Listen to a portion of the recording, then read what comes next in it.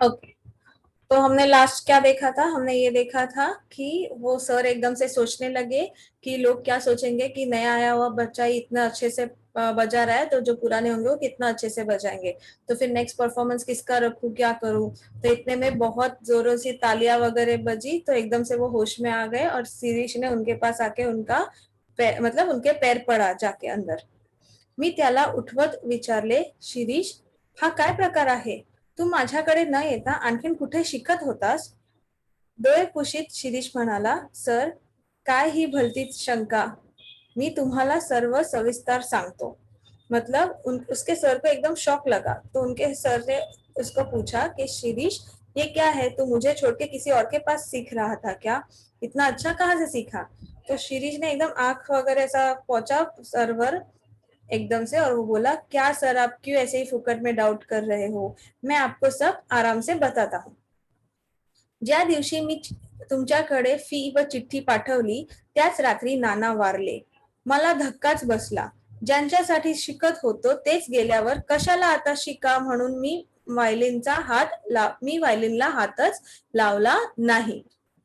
मतलब उसने क्या बोला कि जिस दिन मैंने आपको चिट्ठी और फीस भेजे थे, उसी रात को मेरे पिताजी ऑफ हो गए। तो मुझे एकदम शौक लगा, मुझे ऐसा लगा कि जिनके लिए मैं ये सब कर रहा था, अगर वही नहीं रहे तो फिर मैं किसके लिए सीखूं और क्यों सीखूं? इसके लिए मैंने डिसाइड किया कि मैं आज के बाद वायलिन को हाथ ही नहीं लगाऊंगा। तुम्हाला कदाचित माहित असेल किंवा नसेलही, माझे नाना एकेकाळी उत्कृष्ट गवई होते। उसने बोला कि आपको शायद पता होगा या नहीं भी होगा, बट मैं बताता हूँ कि मेरे पिताजी एक टाइम पे बहुत ही उत्कृष्ट, मतलब बहुत ही अच्छे संगीतकार थे। गवई मतलब सिंगर थे। पण त्यांना एकदा कसलासा जबर अपघात झाला व त्या अपघातात ते ठार बहिरे झाले। मतलब उनका एक मेजर एक्सीडेंट हो गया और उस एक्सीडेंट में उनके सुनने की शक्ति चली गई, वो बहरे हो गए। त्यांना काहीही ऐकू येत नसे, ओठांच्या हालचालींवरून त्यांना काही काही शब्द समजत। बहिरेपणाच्या इतर गैरसोयींपेक्षा संगीत सेवे अंतरली याचा नानांना धक्का बसला। उन्होंने बोला कि वो हार्डली लोगों के लिप्स रीड करके उनको हार्डली कुछ तो समझ में आता था कि सामने वाला क्या बोल रहा है, पर बहरा हो गया हूँ उससे ज्यादा दुख उनको इस बात का हुआ कि उनका संगीत उनसे छिन गया। शेवटी त्यांनी मला काहीतरी वाद्य शिकण्यासाठी उद्युक्त केले। मतलब उन्होंने ही मुझे थोड़ा सा आगे पुश किया कि मैं कोई तो एक इंस्ट्रूमेंट सीखू।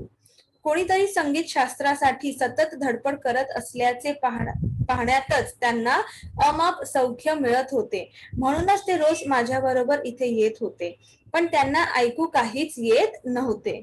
मतलब उनको ऐसा था कि यार कोई तो है जो संगीत के लिए इतना धड़पड़ रहा है, इतना स्ट्रगल कर रहा है और उसको रिजल्ट भी मिल रहा है। वो देख के ही उनका मन शांत हो जाता था, वो खुश हो जाते थे। इसीलिए वो रोज मेरे साथ यहाँ आकर बैठते थे, उनको कुछ भी सुनाई नहीं देता था। त्यामुळे मला वारंवार खेद व्हायचा की मी वाजवण्यात कितीही प्रगती व कौशल्य दाखवले तरी माझे नाना काहीही ऐकू शकत नाही। या विचाराने मला नानांसमोर मोकळेपणा वाटत नव्हता। तो उसको ऐसा था, यार मैं कितना भी अच्छा बजाऊं, कितना ही सीख लूं, बहुत एकदम सबसे बेस्ट भी इंस्ट्रूमेंट बजा लूंगा, तो भी क्या फायदा? मेरे अपने पिताजी उसको कभी भी सुन नहीं पाएंगे। यही चीज मेरे मन को खाई जा रही थी और इसीलिए मैं उनके सामने एकदम फ्रीली कभी भी बजा नहीं सकता था। ज्या दिवशी नाना गेले त्याच दिवशी मी ठरवले की संगीत बंद। पण दुसऱ्याच क्षणी मनात विचार आला की माझे नाना तेव्हा माझे वादन ऐकू शकत नव्हते, पण आता माझ्याच शेजारी बसून नक्की ऐकत आहेत। या विचार या विचारसरशी लोकांच्या निंदेकडे लक्ष न देता मी दिवसापासून वायलिन वाजवायला सुरुवात केली। मतलब उसने ऐसा डिसाइड किया, जिस दिन उसके फादर मर गए उस दिन के बाद संगीत वगैरह सब बंद, ऐसा उसने डिसाइड किया। फिर उसने दूसरे ही पल सोचा कि अरे, अगर तब वो सुन वगैरह नहीं सकते थे, लेकिन अभी वो, मतलब उस बच्चे को पूरा विश्वास था कि अभी मेरे पिताजी मेरे बाजू में ही बैठकर मेरा संगीत शायद सुन रहे होंगे।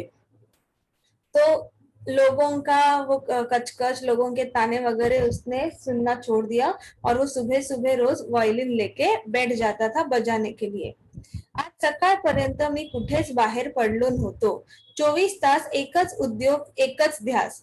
उसने बोला आज सुबह तक मैं कभी भी बाहर निकला नहीं.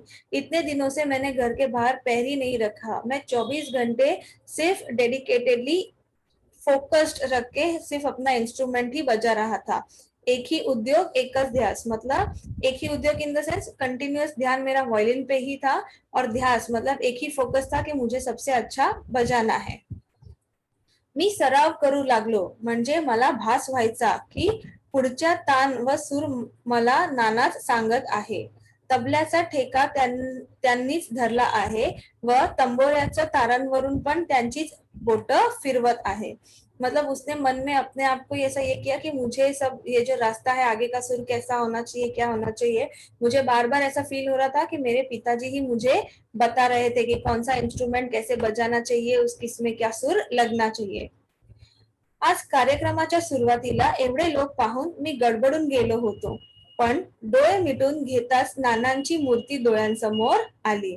उसने बोला आज प्रोग्राम में इतने सारे लोग देखकर, इतना क्राउड देखकर मैं थोड़ा सा डर गया, थोड़ा सा हिल गया था, पर जैसे ही मैंने आंख बंद की मुझे अपने पिताजी की मूर्ति दिखाई दी.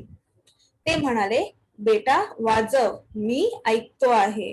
उन्होंने उसको बोला कि बेटा तू बजा, मैं सुन रहा हूँ. मला जोर चढ़ला, मतलब इतना सुनकर ही उसको जोर चढ़ा कि उसके पिताजी ने उसको एनकरेज किया. एंड मोस्ट इम्पोर्टेंटली उन्होंने ऐसा बोला कि तू बजा, मैं सुन रहा हूँ, मतलब मुझे सुनाई दे रहा है. माझ्या डोळ्यांसमोर प्रेक्षक नव्हते, थिएटर नव्हते, कोणीच नव्हते. होते फक्त माझे नाना, मी आणि सूर. उसने बोला उसके बाद जब मैंने आंखें खोली तो मेरे सामने कोई नहीं था, ना ऑडियंस थी, ना ये थिएटर था, ना ही कुछ और था. मेरे सामने सिर्फ मेरे पिताजी थे, मैं था और मेरा सूर था. शिरीष गप्प बसला आणि मी काहीच बोलू शकलो नाही. मतलब उतना बोल के वो चुप बैठा और उसके सर को भी एकदम ऐसा फील हुआ, वो कुछ भी बोल नहीं पाए. सो बेसिकली ये एक ऐसा इमोशनल चैप्टर था अबाउट फादर एंड सन, कि अपने डैड की इच्छा, उसकी विशेष को पूरा करने के लिए वो बेटे ने कितना स्ट्रगल किया, कितना फोकस्ड और डेडिकेटेड रहकर उनकी सारी इच्छाएं पूरी की. सो इस चैप्टर से क्या सीखने को मिलता है कि अगर डेडिकेटेडली किसी चीज के पीछे रहो, उसको पूरी मेहनत से, हार्डवर्क से, एफर्ट से करो, तो उसमें सक्सेस हमेशा मिलता ही है. Okay, clear? किसी को कुछ डाउट है इसमें? Yes, miss. No, miss. पक्का? ठीक है. Yes, miss. तो ये Yes, miss. No doubt. Textual questions है वो सॉल्व करके भेजने हैं अभी 12 o'clock तक. ठीक है, 12 या 1 PM तक. चलो 1 बजे तक भेजो ये चैप्टर का क्वेश्चन आंसर्स. ओके, इसका जो भी रिकॉर्डेड रहेगा वो मैं ग्रुप पे भेजती हूँ. इनकेस अगर कभी कुछ डाउट रहा तो बताना. फर्स्ट क्या करोगे, 1 o'clock तक इसका टेक्सचुअल क्वेश्चंस जो है वो सॉल्व करके भेजोगे, और उसके बाद ये चैप्टर रीड करना है घर पे, सो दैट रीडिंग प्रैक्टिस होना चाहिए. आज का चैप्टर तो मैंने पढ़ लिया, henceforth I will pick up 1 or 2 students पढ़ने के लिए, तो रीडिंग प्रैक्टिस होना ही चाहिए. I will come to know if you have read it properly और not, based on accent or based on the speed of what you are reading. Okay, तो क्या क्या करोगे आज होमवर्क में? Textual questions or reading? Yes, textual questions 1 o'clock तक भेजना है लिख के, और उसके बाद चैप्टर रीड करना है. ठीक है, Yes. और वो जो संतवाणी है, Yes, yes. जो संतवाणी है वो बिना देखे 2-2 बार लिखनी है वापस आज. ठीक है, मिस वो भी 1 बजे तक भेजना है.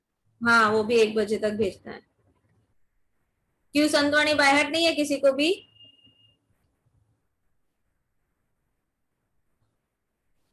संतवाणी बाय हार्ट करके ये होमवर्क सबमिट करोगे 1 o'clock तक, और उसके बाद रीड करोगे. ठीक है, चलो